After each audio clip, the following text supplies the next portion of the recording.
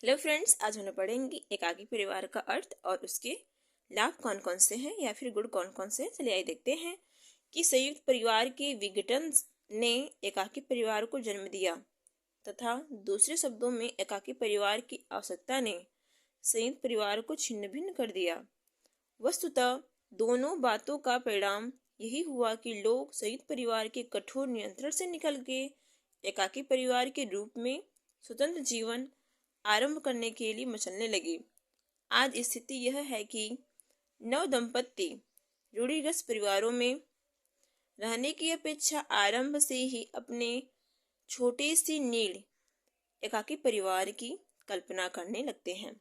एकाकी परिवार पति पत्नी व उसके अविवाहित बच्चों तथा बच्चों सहित या फिर कम या फिर अधिक स्थायी समिति है। कुछ विद्वानों ने इसकी परिभाषाएं भी दी हैं। चलिए देखते हैं। पहला हमारे हैं कि आगबर्न और निमकॉफ के अनुसार निसंतान पति पत्नी अथवा संतान रहित अकेले पति या फिर पत्नी कम या फिर अधिक वाली स्थायी समिति को एकाकी परिवार कहते हैं।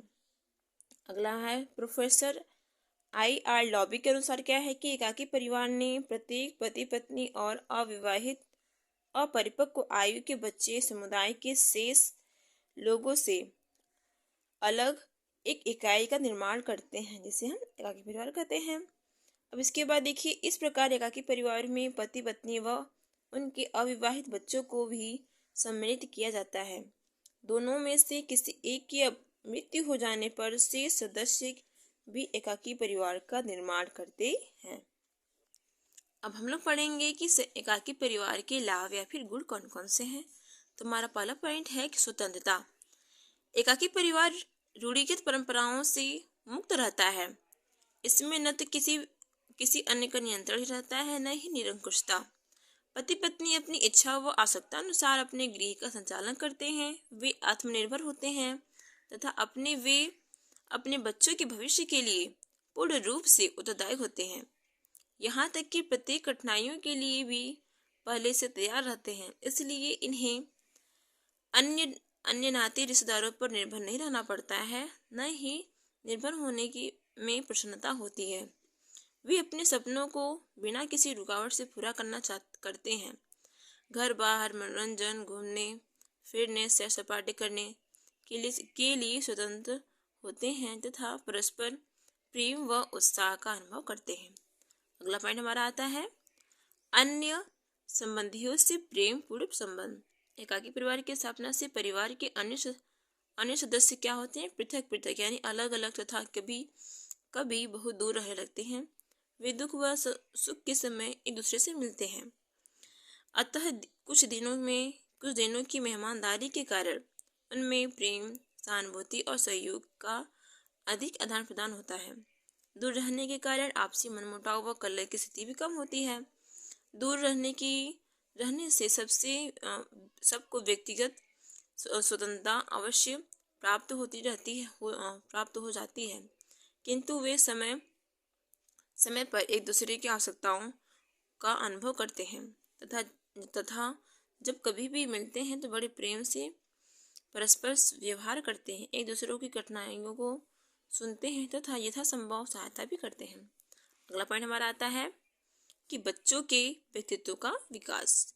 छोटे से एकाकी परिवार में माता पिता को बच्चों की शिक्षा दीक्षा व उनके व्यवहार विकास की पूर्ण स्वतंत्रता तथा व सुविधा रहती है।